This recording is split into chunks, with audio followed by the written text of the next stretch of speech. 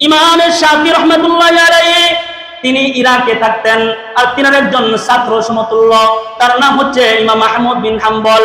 তিনি থাকতেন বাগদাদে। তো ইরাক থেকে ইমাম শাফি চিঠি লিখছেন ছাত্রর কাছে, বলে, ছাত্রজি, যদি তোমার সময় হয় তাহলে আমার বাড়িতে তোমাকে মেহমান নেওয়াজি, তোমার একটু দাওয়াত করলাম, আমার বাড়িতে আসবা। উস্তাদের চিঠি পাইছে, উস্তাদের চিঠি পাইয়া চিঠির উত্তর দিয়েছেন, উস্তাদজি, আপনার বাড়িতে আপনি আমাকে দাওয়াত করেছেন, মেহমান করেছেন, আমি আপনার বাড়িতে অমুক তারিখে আসবো, আপনি থাকেন। সুবহানাল্লাহ, আমি আপনার বাড়িতে আসবো, আপনি আমার জন্য থাকেন। ইমাম শাফি রাহমাতুল্লাহি আলাইহি যখন চিঠির উত্তর পাইলেন, ইমাম শাফি ইরাকের গণ্যমান্য যত মানুষ ছিল, সম্মানী মানুষ ছিল, সমস্ত মানুষদেরকে ইমাম শাফি তার বাড়িতে ইনভাইট করেছেন, দাওয়াত করেছেন। সুবহানাল্লাহ। আর মানুষদেরকে বলেছেন, এই যুগের সবচেয়ে মুহাক্কিক বুজুর্গ বড় আলেম আসবে, যার নাম হচ্ছে ইমাম আহমদ বিন হাম্বল, আমার বাড়িতে তাশরীফ আনবেন। সুবহানাল্লাহ। আপনারা সকলেই যাইবেন, আপনাদের সকলকে দাওয়াত। ইমাম শাফি রাহমাতুল্লাহি আলাইহি দিনের পর দিন মানুষদেরকে দাওয়াত দিতেছেন। ইমাম আহমদ বিন হাম্বল আল্লাহর বড় বুজুর্গ, এমন একজন মানুষ আসবেন, এমন একজন মানুষ আসবেন। ইমাম আহমদ বিন হাম্বল কেমন মানুষ ছিলেন জানেন? তিনি ছিলেন একজন ফকি, তিনি ছিলেন একজন মুফতি। কেমন মুফতি ছিলেন, কেমন ফকি ছিলেন, বিশাল বড় আলোচনা এটা। ইমাম আহমদ বিন হাম্বল আমরা যেরকম বলি আলহামদুলিল্লাহি রাব্বিল আলামিন আর রহমানির রহিম মালিকি ইয়াউমিদ্দিন, সূরা ফাতিহা আমাদের যেরকম মুখস্থ, মানুষ কি সূরা ফাতিহা ভুলে যায়? সূরা ফাতিহা মানুষের যেমন মুখস্থ ছিল, ইমাম আহমদ বিন হাম্বলের এরকম ভাবে 10 লক্ষ হাদিস মুখস্থ ছিল। ইমাম আহমদ বিন হাম্বল এমন একজন মানুষ, উস্তাদের দাওয়াত পায়া ছাত্র বাড়িতে হাজির হয়ে গেলেন। ও বিশাল বড় আয়োজন, বিশাল বড় আয়োজনের মধ্যে মানুষদেরকে, অন্য মানুষদেরকে খাবার দিলেন, দাওয়াত দিয়েছেন, খাবার খাওয়াইতেছেন। ইমাম আহমদ বিন হাম্বল তিনি খাবার খাইতেছেন, কিন্তু যারা সম্মানিত মানুষ এলাকার তিনি সবাই ইমাম আহমদের দিকে তাকায় আছে। ইমাম আহমদ এত বড় বুজুর্গ, এত বড় আল্লাহর ওলি, তার খাবারের ধরনটা কিরকম আমরা দেখে শিখবো। আর একটু আস্তে কোন সুবহানাল্লাহ। তার খাবারের ধরনটা কেমন, কেমনে খায়, লুকমাটা কেমনে উঠায়, হাতটা কেমন করে ধরে, আঙ্গুলটা কেমন করে ধরে, এগুলো মানুষ অনুসরণ করে ইমাম আহমদ বিন হাম্বলের দিকে তাকায় আছে। কিন্তু আশ্চর্য বিষয় হলো, ইমাম আহমদ বিন হাম্বল তিনি তিনার খাবারটা, লুকমাটা, একটা লুকমা দেয়, একটা লুকমা দেওয়ার পরে আরেকটা দিতে থাকে। তার মানে একজন ক্ষুধার্ত মানুষ যেভাবে খাবার পাইলে, একজন পাগল মানুষ খাবার পাইলে যখন খাবার খায়, ইমাম আহমদ বিন হাম্বল এইরকম ভাবে একজন ক্ষুধার্ত মানুষের মতো, পাগল মানুষের মতো খাবার খাইতেছেন। ইমাম আহমদ বিন হাম্বলের এই খাবার খাওয়া দেখা লোকেরা, গণ্যমান্য লোকেরা ইমাম শাফির কাছে গিয়া বলে, এক কথা একটা অভিযোগই করে বসছে।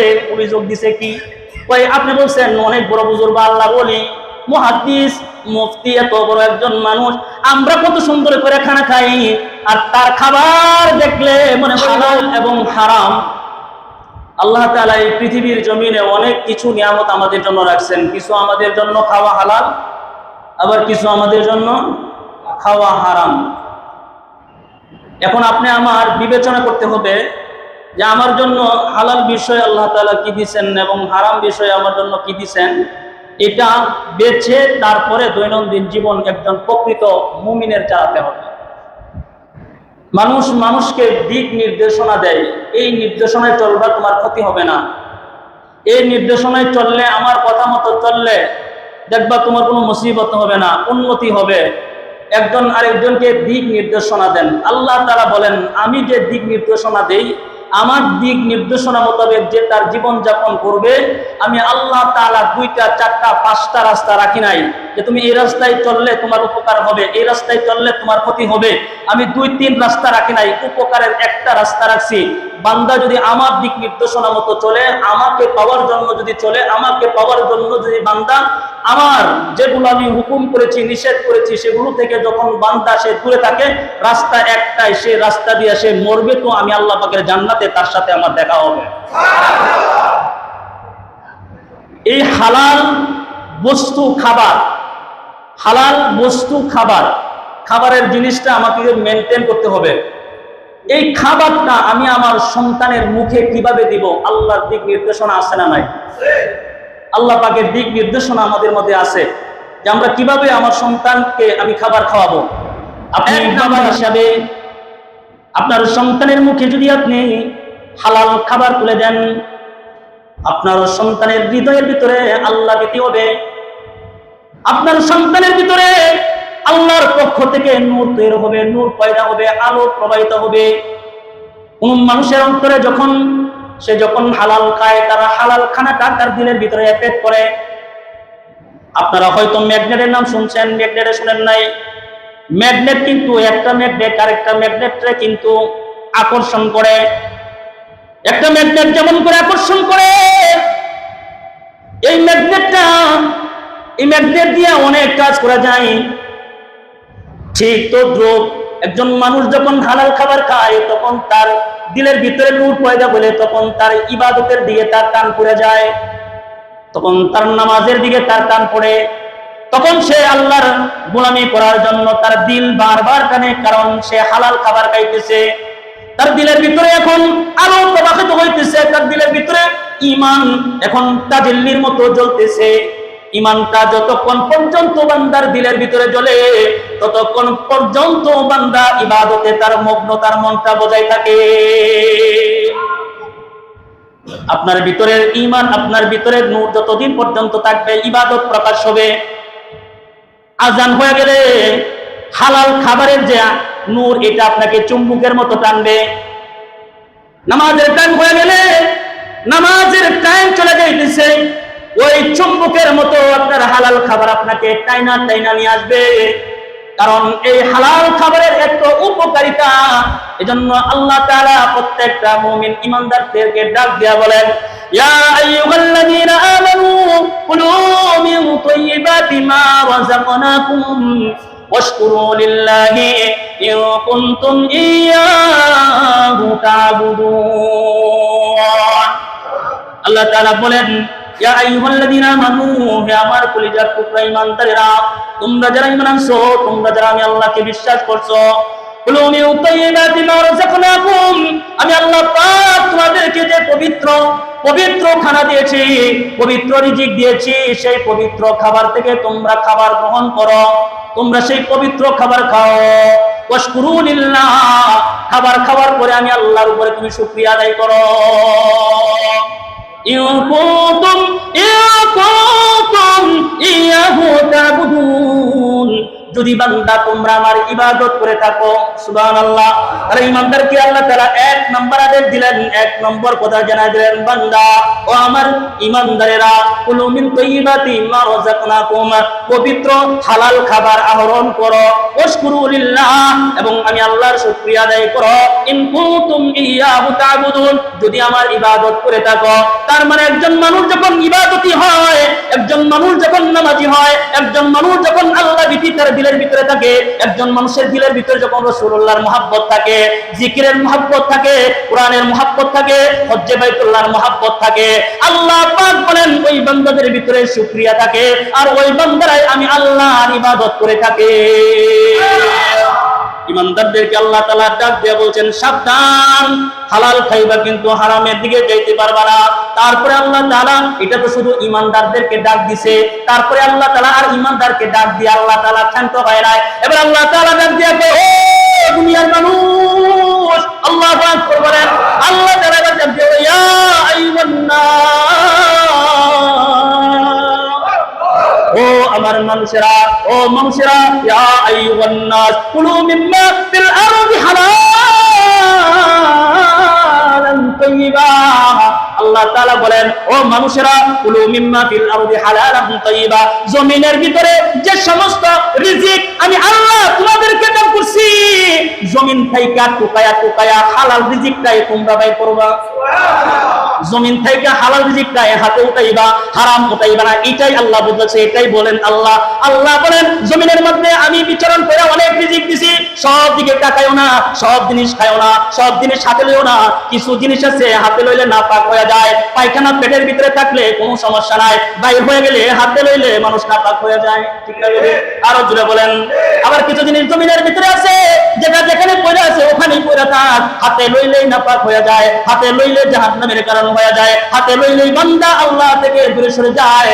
এজন্য আল্লাহ তাআলা এবার ঈমানদারকে ডাক দেয় নাই, মুমিনদেরকেও ডাক দেয় নাই। আল্লাহ ডাক দেয়া বলে, ও মানুষ, কুলু মিম্মা ফিল আরদি হালালান তাইয়্যিবা, পবিত্র খাবারটা তুমি খাইবা, পবিত্র খাবার যে রিজিকটা দিছি এখান থেকে পবিত্র খাবারটা তুমি খাইবা, জমিনের মধ্যে যেটা পবিত্র ওইটাই খাবা। ওয়ালা তাত্তাবিউ খুতুওয়াতিশ শাইতান ইন্নাহু লাকুম আদুউম মুবিন। আল্লাহ তাআলা আবার আরেকটা ডাক দিয়া বলছেন, সাবধান হয়ে যাও, সাবধান হয়ে যাও। ওয়ালা তাত্তাবিউ খুতুওয়াতিশ শাইতান, শয়তানের পথ অনুসরণ করো না, শয়তানের পদঙ্ক অনুসরণ করো না। কেন করব না আল্লাহ, কেন করব না, কেন করবে না? কারণ তো আছে। আল্লাহ এবার ডাক দিয়া বলে, ও মানুষ, যদি তুমি শয়তানের পদঙ্ক অনুসরণ করো, শয়তানের পথ যদি অনুসরণ করো, শয়তানের পথে যদি তুমি চলো, ইন্নাহু লাকুম আদুউম মুবিন, কারণ শয়তান তোমার চারদিকে চতুর্দিকে ঘুরে, চতুর্দিকে ঘুরা তোমাকে বিভ্রান্ত করতে চায়। তোমার শত্রু হিসাবে তার 24টা ঘন্টা থাকে তোমাকে কিভাবে ধ্বংস করে দেওয়া যায়, কিভাবে আপনার পথ থেকে তোমাকে বের করে দাও, এই চিন্তা ফিকির নিয়ে শয়তান তোমার সাথে সর্ব অবস্থায় ঘুরে। অর্থাৎ শয়তান হচ্ছে তোমার প্রকাশ্যে দুশমন। আল্লাহু আকবার বলেন। আল্লাহ হালাল খাবারও দেয়, হালাল খাবারটা খাইতেও বলে খাও, কিন্তু শয়তানের পদঙ্ক অনুসরণ করো না, পথ অনুসরণ করো না। এই আয়াত দিয়ে আল্লাহ কি বুঝাইবার চায়? এই আয়াতে আল্লাহ তাআলা বুঝাইতে চায়, বান্দা যে কোনো খাবার খাইলেই চাইলেই কিন্তু খাওয়া যাবে না। তার মানে হারাম খাইলেই তুমি শয়তানের পথ অনুসরণ করলা, হারাম খাইলেই তুমি শয়তানের বন্ধু, হারাম খাইলে শয়তানের সহযোগিতা তুমি করলা, তার সহযোগী হয়ে গেলা। এই জন্য আল্লাহ তাআলা বলেন, হারাম খাইলেই কিন্তু বান্দা তুমি কিন্তু শয়তানের পথ অনুসরণ করে ফেললা। বান্দা শয়তানের পথ অনুসরণ করো না, আমি আল্লাহ তাআলা হালাল পন্থায় রাস্তা দিছি, আমার পথ অনুসরণ করো। আমার পথ যদি অনুসরণ করো, ওয়াশকুরু লিল্লাহ, তাহলে তুমি আল্লাহর কৃতজ্ঞতাশীল বান্দা হয়ে যাইবা। এটা আমার তত্ত্ব। আল্লাহ তাআলা শুধু এখানে ডাক দিয়ে শুধু ক্ষান্ত হয় নাই, তারপরে আল্লাহ তাআলা প্রধানভাবে যে আয়াতটা আমাদের জন্য দান করলেন, আল্লাহ তাআলা আবার ডাক দিয়া বলেন, ইয়া আইয়ুহাল্লাযীনা আমানু কু আনফুসাকুম ওয়া আহলিকুম নারা। এবার আল্লাহ তাআলা ডাক দিয়া বলেন, ইয়া আইয়ুহাল্লাযীনা আমানু কু আনফুসাকুম ওয়া আহলিকুম নারা, বলে ও ঈমানদারেরা, নিজেরা জাহান্নামের আগুন থেকে বাঁচাও, তোমার পরিজন পরিবারকেও জাহান্নামের আগুন থেকে বাঁচাও। তার মানে নিজে যদি জাহান্নামের আগুন থেকে যদি বাঁচবার চাও, তাহলে আল্লাহর পথ পদঙ্ক অনুসরণ করতে হবে। শয়তানের পথ অনুসরণ করলে জাহান্নামে যাইবা। তার মানে তুমি আগে নিজের হালাল খাবার দিয়া, আল্লাহর সৎ পথ দিয়া, আল্লাহর তরিকা দিয়া, রাসূলের তরিকা দিয়া তোমার পথ তুমি সাজাইবা। তুমি নিজেকে জাহান্নামের আগুন থেকে নিজে আগে বাঁচবা। তারপরে আল্লাহ বলে বাঁচলেই তো তুমি আরেকজনকে বাঁচাইতে পারবা। নিজে বাঁচলা ও আনফুসাকুম, পরে আল্লাহ বলে নিজে বাঁচলা ওয়া আহলিকুম নারা, এবার তোমার পরিবার পরিজনকে তুমি জাহান্নামের আগুন থেকে বাঁচাও। সুবহানাল্লাহ। তুমি তোমার পরিবারকে জাহান্নামের আগুন থেকে বাঁচাও।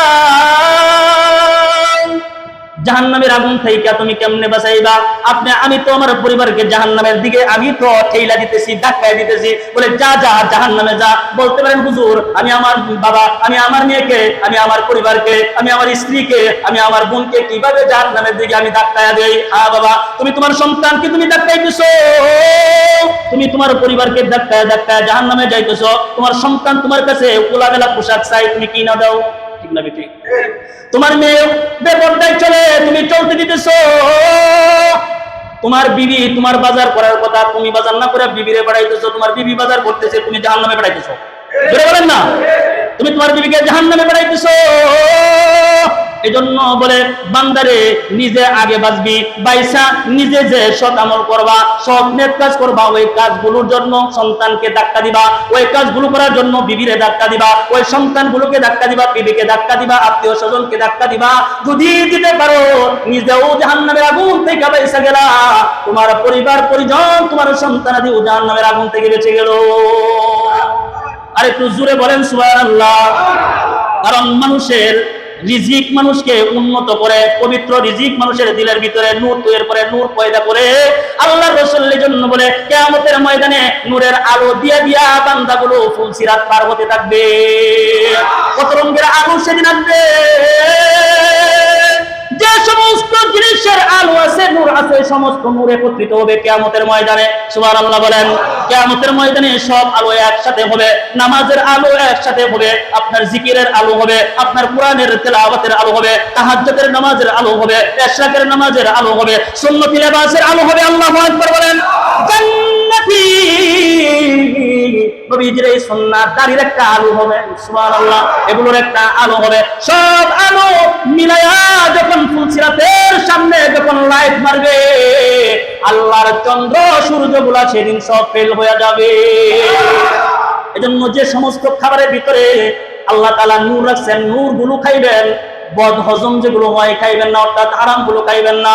সন্তানকেও খাওয়াইবেন না, কারণ আপনি আজকে যাদেরকে হারাম খাবার খাওয়াইতেছেন, আজকে যাদের চিন্তা ফিকির করে আপনি ঘুষ খাইতেছেন, সুদ খাইতেছেন, আজকে যাদের ফিকির করে নিজের ভাইয়ের সম্পদ মাইরা খাইতেছেন, নিজের বোনের সম্পদ মাইরা নেতার মতো জমিদারের মতো বয়া বয়া ঠ্যাঙ্গের উপরে ঠ্যাং তুলে খাইতেছেন, কিয়ামতের দিন একটা সাপ হবে, একটা বড় বড় সাপ হইয়া তোমাকে দংশন করবে। সেই দিন তুমি বুঝবা হারাম খাওয়ার উপকারিতা কত।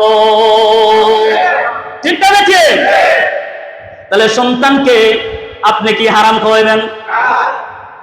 হালাল খাওয়াইবেন, হালাল খাওয়াইবেন। এজন্য আমাদের একজন মাযহাবের ইমাম শাফিঈ রাহমাতুল্লাহি আলাইহি, তিনি ইরাকে থাকতেন, আর তিনার একজন ছাত্র সমতুল্য, তার নাম হচ্ছে ইমাম আহমদ বিন হাম্বল। তিনি থাকতেন বাগদাদে। তো ইরাক থেকে ইমাম শাফিঈ চিঠি লিখছেন ছাত্রর কাছে, বলে, ছাত্রজি, যদি তোমার সময় হয় তাহলে আমার বাড়িতে তোমাকে মেহমান নওয়াজি, তোমার একটু দাওয়াত করলাম, আমার বাড়িতে আসবা।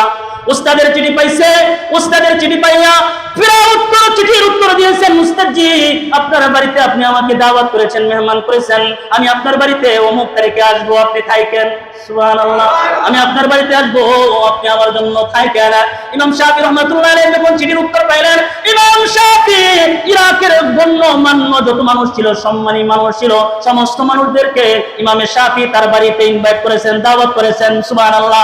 আর মানুষদেরকে বলেছেন, এই যুগের সবচেয়ে মুহাক্কিক, বুজুর্গ, বড় আলেম আসবে, যার নাম হচ্ছে ইমাম আহমদ বিন হাম্বল, আমার বাড়িতে তাশরীফ আনবেন। সুবহানাল্লাহ। আপনারা সকলেই যাইবেন, আপনাদের সকলকে দাওয়াত। ইমাম শাফিঈ রাহমাতুল্লাহি আলাইহি দিনের পর দিন মানুষদেরকে দাওয়াত দিতেছেন। ইমাম আহমদ বিন হাম্বল আল্লাহর বড় বুজুর্গ, এমন একজন মানুষ আসবেন, এমন একজন মানুষ আসবেন। ইমাম আহমদ বিন হাম্বল কেমন মানুষ ছিলেন জানেন? তিনি ছিলেন একজন ফকিহ, তিনি ছিলেন একজন মুফতি। কেমন মুফতি ছিলেন, কেমন ফকিহ ছিলেন, বিশাল বড় আলোচনা এটা। ইমাম আহমদ বিন হাম্বল, আমরা যেরকম বলি আলহামদুলিল্লাহ রাব্বিল আলামিন আর রহমানির রহিম মালিক ইয়াউমিদ্দিন, সূরা ফাতিহা আমাদের যেরকম মুখস্থ, মানুষ কি সূরা ফাতিহা ভুলে যায়? সূরা ফাতিহা মানুষের যেমন মুখস্থ ছিল, ইমাম আহমদ বিন হাম্বলের এরকম ভাবে 10 লক্ষ হাদিস মুখস্থ ছিল। ইমাম আহমদ বিন হাম্বল এমন একজন মানুষ, উস্তাদের দাওয়াত পায়া ছাত্র বাড়িতে হাজির হয়ে গেলেন। ও বিশাল বড় আয়োজন, বিশাল বড় আয়োজনের মধ্যে মানুষদেরকে, অন্য মানুষদেরকে খাবার দিলেন, দাওয়াত দিয়েছেন, খাবার খাওয়াইতেছেন। ইমাম আহমদ বিন হাম্বল তিনি খাবার খাইতেছেন, কিন্তু যারা সম্মানিত মানুষ এলাকার, তিনি সবাই ইমাম আহমদের দিকে তাকায় আছে। ইমাম আহমদ এত বড় বুজুর্গ, এত বড় আল্লাহর ওলি, তার খাবারের ধরনটা কিরকম আমরা দেখে শিখবো। আর আসতে কোন সময় তার খাবারের ধরনটা কেমন, কেমনে খায়, লুকমাটা কেমনে উঠায়, হাতটা কেমন করে ধরে, আঙ্গুলটা কেমন করে ধরে, এগুলো মানুষ অনুসরণ করে ইমাম আহমদ বিন হাম্বলের দিকে তাকায় আছে। কিন্তু আশ্চর্য বিষয় হলো, ইমাম আহমদ বিন হাম্বল তিনি তিনার খাবারটা, লুকমাটা, একটা লুকমা দেয়, একটা লুকমা দেওয়ার পরে আরেকটা দিতে থাকে। তার মানে একজন ক্ষুধার্ত মানুষ যেভাবে খাবার পাইলে, একজন পাগল মানুষ খাবার পাইলে যখন খাবার খায়, ইমাম আহমদ বিন হাম্বল এইরকম ভাবে একজন ক্ষুধার্ত মানুষের মতো, পাগল মানুষের মতো খাবার খাইতেছেন। ইমাম আহমদ বিন হাম্বলের এই খাবার খাওয়া দেখা এলাকার লোকেরা, গণ্যমান্য লোকেরা ইমাম শাফিঈর কাছে গিয়া বলে, এক কথা একটা অভিযোগই করে বসছে। অভিযোগ দিছে কি, ওই আপনি বলছেন অনেক বড় বুজুর্গ, আল্লাহ বলি, মুহাদ্দিস, মুফতি, এত বড় একজন মানুষ, আমরা কত সুন্দর করে খানা খাই, আর তার খাবার দেখলে মনে করিল পাগলে খাবার খায় যে রকম, উম্মাদের খাবার খায় যেরকম, ইমাম আহমদ বিন হাম্বলের খাবারটা খাওয়াটাও তো এইরকমই। কই তার মাঝে তো শিকার কিছু নাই। ওই চাপনা বললেন বড় বুজুর্গ, ইমাম শাফিঈ রাহমাতুল্লাহি আলাইহি দিলের ভিতরে একটু ব্যথা লাগছে। তো খাবার দাবার শেষ, মানুষ চলে গেছে। তো ইমাম শাফিঈ তার সন্তান গুলারে ডাইকা বলছে, সাবধান হয়ে যাবি, বড় কিন্তু বুজুর্গ আলেম, কোনো সময় যেন বিয়াদবি না হয়ে যায়, তার জন্য তুমি পানি, ওযুর পানি রেডি করে রাখবা। রাত্রে উইটা যদি তাহাজ্জুদ পড়বার চাই, তাহলে তো ঘুম থেকে উইটা পানি পাবে কোথায়? তাহলে পানির একটা লুডা তুমি তার ঘরের ভিতরে আগে থেকে রাখতে দিবা। লুডা ছিলেন কি? লুডা ছিলেন? লুডা আমরা আগে লুডা বলতাম, বদনা আগে লুটাই বলতো। লুটার মধ্যে পানি রেখেছেন, লুটার পানি লুটাতেই রয়ে গেছেন। সকাল হয়ে গেছেন, ইমাম আহমদ বিন হাম্বল ঘুম থেকে উঠছেন। তো উস্তাদ তাকায় রেখে ওযুর পানি যেখানে রাখা ছিল, ওযুর পানি জায়গায় আছে, খরচ হয় নাই। ইমাম শাফি এইভাবে বলবে কি বলবে না, এরকম করতে করতে হঠাৎ করে বলেই বলছেন, মনের ভিতরে তো ব্যথা ঢুকছে, এত মানুষদেরকে মাইকিং কইরা মানুষদেরকে আনলাম, এত সম্মানের প্রদর্শন তার করলাম, কিন্তু তার ব্যাপারে মানুষ আমার অভিযোগ করছে, মনের ভিতরে একটু কষ্ট লাগছে। এবার ইমাম শাফি রাহমাতুল্লাহ আলাইহি বলেন, তুমি তো আগে এমন ছিল না, তুমি তো আগে অনেক পরেজগার ছিলা, আগে তো তুমি অনেক দিনদার ছিলা, আগে তো তুমি অনেক বড় মুহাক্কিক আলেম ছিলা, তোমার এমন পরিবর্তন, রাত দিন তফাৎ হয়ে গেল কেন? কি এমন করছো? এরকম কেন হচ্ছে? ইমাম শাফি রাহমাতুল্লাহ আলাইহির কথার জবাবে হযরত ইমাম আহমদ বিন হাম্বল বলে, উস্তাদ জি, আমি যখন আপনার বাড়িতে আসলাম আর দস্তরখানের সামনে যখন আপনি আমার জন্য খাবার রাখলেন, আমি দেখতেছিলাম আল্লাহর পক্ষ থেকে বরকতের সকিনা ওই খাবারের মধ্যে আল্লাহ তাআলা অবতীর্ণ করতেছে। এমন বরকত আমি দেখতেছিলাম। এজন্য যারা বুজুর্গ তাদের আল্লাহ তাআলা তাদের অন্তরের চোখ খুলে দিয়েছে। আমরা তো আমাদের তাহারত অর্থাৎ আমাদের এই দেহের চোখ দিয়ে দেখি, কিন্তু আল্লাহর ওলিরা হৃদয়ের চোখ দিয়ে দেখে। হৃদয়ের চোখ দিয়ে যখন দেখছে, ওই খাবারের মধ্যে আল্লাহর বরকত সকিনার মতো, বৃষ্টির মতো নাজিল হইতেছে। বলে, উস্তাদ জি, এমন পবিত্র খাবার আর আপনার বাড়ির খাবার, এই পবিত্র খাবারটা কি আমি নষ্ট করে দিতে পারি? উস্তাদ গো, এমন বরকতি খাবার আমি আর পাই নাই, এই প্রথম পেয়েছি উস্তাদ জি।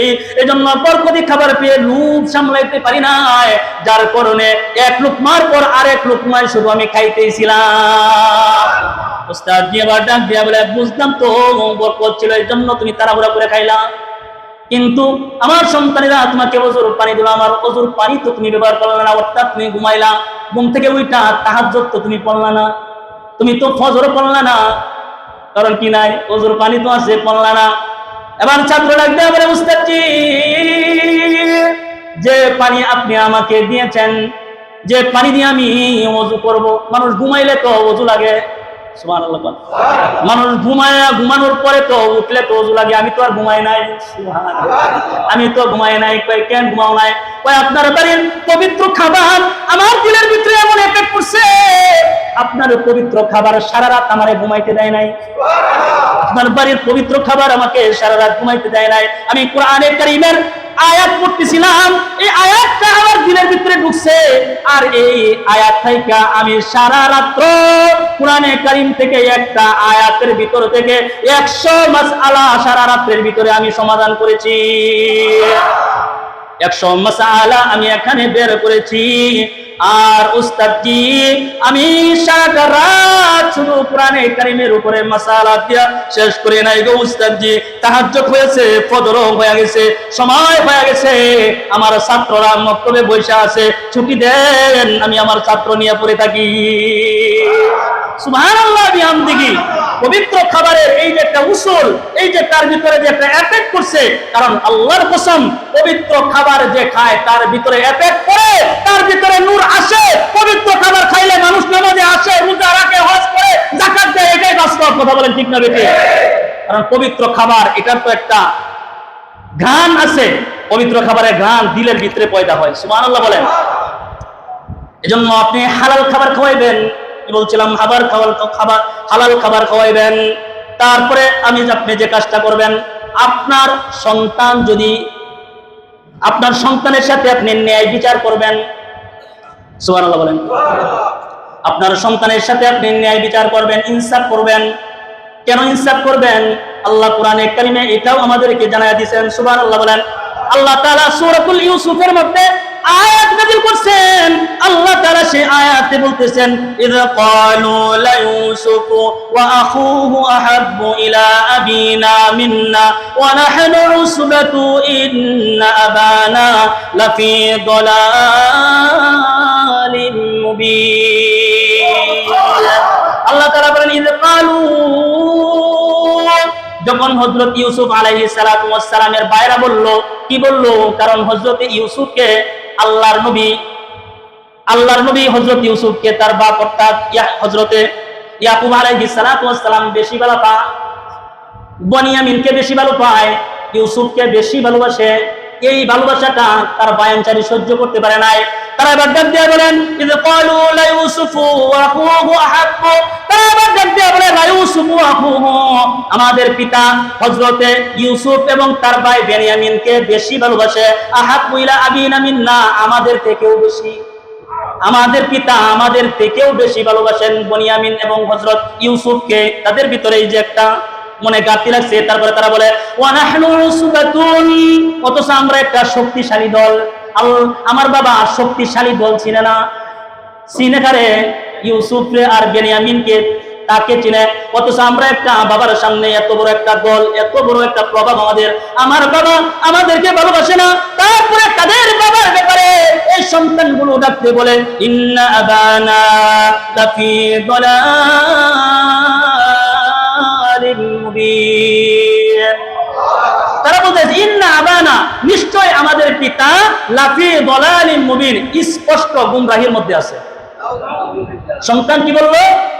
যেহেতু আমার পিতা আমাদের থেকে ইউসুফকে এবং তার ভাইকে বেশি ভালোবাসে, নিশ্চয় আমাদের পিতা চূড়ান্তভাবে বড় ভুলের মধ্যে রয়েছে। একজন নবীকে কিন্তু তার সন্তানেরা বলতেছে, কেন? সন্তানকে বেশি ভালোবাসার কারণে। এজন্য এটা এখান থেকে শিক্ষা। এজন্যই আল্লাহ রাসূল সাল্লাল্লাহু আলাইহি ওয়াসাল্লাম বলছেন, সন্তানের সাথে সব সময় ন্যায় বিচার করবা, সন্তানের সাথে সব সময় ইনসাফ করবা। সন্তানকে এক চোখ দিয়া দেখবা, আর একটারে অন্য চোখ দিয়া দেখবা, এরকম হবে না। প্রত্যেকটা সন্তানকে সমান অধিকার করে দেখতে হবে। কথা বলেন ঠিক না বেঠিক? প্রত্যেকটা সন্তানকে আপনি সমানভাবে দেখবেন। রাসূল করিম সাল্লাল্লাহু আলাইহি ওয়াসাল্লাম হাদিসের মধ্যে বলেন, দেখেন হযরত আনাস রাদিয়াল্লাহু তাআলা আনহু হাদিসটা বর্ণনা করছে, চমৎকার একটা হাদিস। হযরত আনাস রাদিয়াল্লাহু তাআলা আনহু, হযরত আনাস রাদিয়াল্লাহু তাআলা আনহু বলেন, আন্না রাজুলান কানা ইনদান নবী সাল্লাল্লাহু আলাইহি ওয়াসাল্লাম, নবীজির কাছে একজন লোক বসা ছিলেন। সুবহানাল্লাহ বলেন। ফাজাআ বানালাহু ফাকাব্বালাহু ওয়া আজলাসাহু আলা ফাকিজিহি, এমন সময় ওই ব্যক্তির একজন সন্তান এলো, ছেলে আসলো।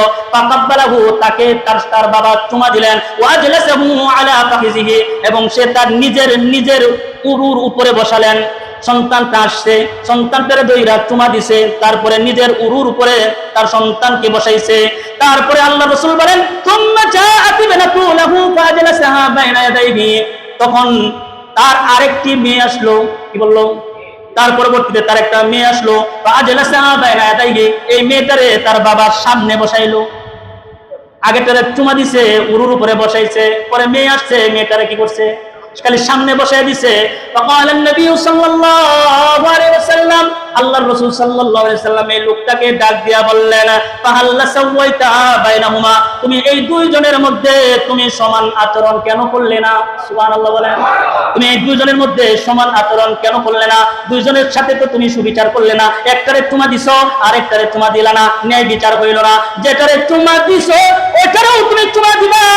তোমার তো উরু কয়টা ছিল? তোমার উরু তো দুইটা ছিল। ছেলে আসছে তো উরুতে বসাইলা, মেয়েটারে সামনে বসাইলা কেন? এই তার মানে তুমি বেইনসাফি করলা, ইনসাফ করলা না, ন্যায় বিচার করলা না। আল্লাহর রাসূল ছোট ছোট বিষয়গুলা দিয়া উম্মতদেরকে শিক্ষা দিছে। এক সন্তানকে চুমা দিলেন, আর একটারে দিলেন না, এটা বৈষম্য হইল না, এটা বৈষম্য বিরোধী হইল। ঠিক না বেটি? হ্যাঁ, শেখ হাসিনা বিরোধী করছে দেখে বৈষম্য বিরোধী আন্দোলন হয়েছে। ঠিক না বেটি? বৈষম্য করে নাই, একজন তার নেতা আরেক রকম, বিএনপির ঠিক না আরেক রকম। ঠিক না বেটি? দলের উলামা হক, তারা এদেরকে বিরাট ভালোবাসে, আর হক্কানি উলামা একরামদেরকে দূরে দূরে জেলের মধ্যে পড়ে। তাহলে আমি যে কথাটা বলতেছিলাম, এখানেও তারপরে আল্লাহ তাআলা কোরআনে কারীম আরো স্পষ্ট করে বলে দিয়েছেন, ইন্নাল্লাহা ইয়া'মুরু বিল আদল। আল্লাহ তাআলা বলছেন, শোনো আমি তোমাদেরকে স্পষ্ট নির্দেশ দিচ্ছি, বিল আদলি ওয়াল ইহসান, তোমরা ইনসাফ কায়েম করবা এবং তোমরা সৎ আচরণ করবা। সুবহানাল্লাহ বলেন। ইনসাফ এবং সৎ আচরণের হুকুম কে দিয়েছেন? তাহলে ইনসাফ এবং সৎ আচরণের হুকুম আল্লাহ নিজে দিয়েছেন। ইনসাফ করবা, সৎ আচরণ করবা, দয়া দেখাইবা, মায়া দেখাইবা, সন্তানকে চুমা দিবা, একটারে দিলে আরেকটারে দিবা, একটারে কোনো গিফট দিলে সাথে আরেকটারে গিফট দিবা। একজনকে শুধু আপনি একটা ছোট বাচ্চারে মনে করেন বাড়িতে একটা জিনিস নিয়ে গেলেন, একটা খেলনা নিয়ে গেলেন, সাথে বাচ্চা আরেকটাও আছে, একটারে কিনা দিলেন আরেকটারে কিনা দিলেন না, এটা বৈষম্য করলেন না? কথা বলেন না? এজন্য দুটোটারে সমানভাবে দেখবেন। সমানভাবে দেখলে আল্লাহ রাসূল বলেন এটা ন্যায় বিচার হয়ে যায়। সুবহানাল্লাহ বলেন। তারপরে দেখেন আরো স্পষ্ট রাসূলুল্লাহ সাল্লাল্লাহু আলাইহি ওয়াসাল্লাম বলে সুন্দর করে বলছেন, এই হাদিসটি হযরত নু'মান বিন বাশির রাদিয়াল্লাহু তাআলা আনহু থেকে এই হাদিসটা বর্ণনা, চমৎকার একটা হাদিস। সেই হাদিসে নু'মান বিন বাশির রাদিয়াল্লাহু তাআলা আনহু তিনি বলেন, আন্না আবাহু, নিশ্চয় আমার পিতা, আতাবিহি ইলা রাসূলিল্লাহি সাল্লাল্লাহু আলাইহি ওয়াসাল্লাম, আতাবিহি আমার বাবা আমাকে রাসূলুল্লাহ সাল্লাল্লাহু আলাইহি ওয়াসাল্লামের দরবারে নিয়ে গেলেন। ফাকালা ইন্নী নাহালতুনি হাযা গুলাম, নিয়ে যাওয়ার পরে রাসূলকে বললেন, নু'মান বিন বাশির বললেন, ইয়া রাসূলুল্লাহ, এই যে এটা আমার সন্তান, আমার এই সন্তানকে আমি একটি গোলাম উপহার দিয়েছি। সুবহানাল্লাহ। কি বললেন? আমি আমার এই সন্তানকে একটি গোলাম উপহার দিয়েছি। রাসূল সাল্লাল্লাহু আলাইহি ওয়াসাল্লাম বললেন, ফাকালা আবুল্লাহ ওয়ালাদিকা নাহালতা মিসলা, তুমি যে তোমার এই সন্তানকে উপহার দিলা, গিফট দিলা, এরকম গিফট কি তোমার প্রত্যেক সন্তানকে তুমি দাও? সাহাবী বললেন, ক্বালা লা, না ইয়া রাসূলুল্লাহ, এরকম উপহার তো আমার সব সন্তানকে আমি দেই না। নবীজি সাল্লাল্লাহু আলাইহি ওয়াসাল্লাম বলেন, ক্বালা ফারজি, যেহেতু দেও না তাহলে ফিরিয়ে নাও। সুবহানাল্লাহ বলেন। আর একটু জোরে বলেন না সুবহানাল্লাহ। তুমি তোমার সন্তানকে গোলাম উপহার দিছো, কিবা তুমি তোমার সন্তানকে সম্পদ রেখে দিছো, দান করছো। রাসূলের কাছে এসে বলে, ইয়া রাসূলুল্লাহ, এই যে আমার সন্তান, আমি তার একটা গোলাম উপহার দিয়েছি, বালক উপহার দিয়েছি। নবীজি বলছেন, তুমি যে তোমার এই সন্তানকে গোলাম উপহার দিয়েছো, এইরকম উপহার কি তোমার অন্যান্য সন্তানকে কি তুমি দিয়ে থাকো? সাহাবী বললেন, ক্বালা লা, বলেন না, এরকম উপহার দিয়ে থাকি না। আল্লাহর রাসূল বলেন, যেহেতু সবাই রে তুমি এরকম উপহার দাও না, ক্বালা ফারজি, অবশ্যই তুমি তার উপহার ফিরিয়ে নিবা। সুবহানাল্লাহ। তারপরে আল্লাহ রাসূল সাল্লাল্লাহু আলাইহি ওয়াসাল্লাম বলেন, এটা অন্য হাদিসের riwayat-এর ভিতরে আসছে, ইত্তাকুল্লাহ, আল্লাহর রাসূল বলেন, তাহলে আল্লাহকে ভয় করো, ওয়াদিলু বাইনা আওলাদিকুম, তোমাদের সন্তানদের প্রতি তোমরা ন্যায় বিচার করো। সুবহানাল্লাহ।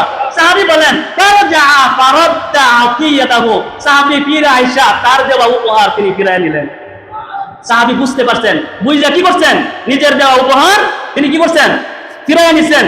সে বুঝছে যেটা ইনসাফ হয় নাই, রাসূল শিক্ষা দিছে, আয়েশা গোলামটা উপহারটা সাহাবী আবার তার দূরে নিয়ে গেছে। সুবহানাল্লাহ বলেন। ইনসাফ দেখছেন নি? চুমা দিলেও চুমাটাও যেন বেইনসাফি না হয়। একটা উপহার দিবেন, বাবা মা পৃথিবীতে বেঁচে থাকা অবস্থায় সন্তান তার মা বাবার উপরে কোনো সম্পদ পায় না। মা বাবা মারা গেলে সন্তান তার বাবা মার সম্পদ, পরিত্যক্ত সম্পদ তখন পাবে বাবা মা মারা গেলে, এর আগে পাবে না। এখন আপনি আপনার এক সন্তানকে মনে করেন যে আপনি একটা জমি লেখা দিলেন, আরেকটার সাথে বৈষম্য করলেন, আরেকটাকে আপনি দিলেন না। রাসূল বলেন, না, এটা হইল না, এটা জায়েজ নাই। কারণ এগুলো একটাকে তো আপনি এক সন্তানের প্রতিপক্ষ হইয়া আরেক সন্তানের সাথে আপনি যদি এইরকম ভাবে জুলুম করেন, তাহলে বাবা মার ভিতরে সন্তানের ভিতরে ফাটল তৈরি হয়। ঠিক না ঠিক?